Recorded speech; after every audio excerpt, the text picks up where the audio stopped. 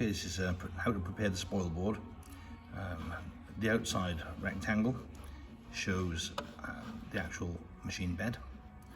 The inside rectangle here, you can see the rectangle going round. Let's highlight it. That's the spoil board, which is 2440 by 1220, 8 by 4 foot basically. And what we're going to do is drill holes in all these positions, which is going to be a 6mm through hole right the way through the board, and then counter bore it, which is the larger hole. Okay, and that's going to allow the hold down bolts to hold it down tight to the bed. If we reset the preview, we can preview the tool paths on that. You can just about see it. It's very hard to see in total. You see the machine just showing drill holes. You can just about see the pointer going round.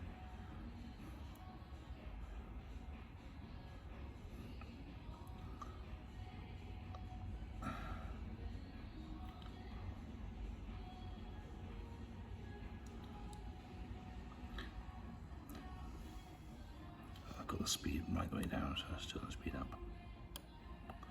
And that's it, all counterbored through. Okay. This is the finished result. Gives you counter bores and hold downs. And if you look into each hole, you'll see some screws. And what we've done is already drilled and tapped the bed. We use number plate hold down screws, number plate screws, which are used for cars, which are plastic. And then these screw straight into the bed. So it's tapped to M6. And that's in the land.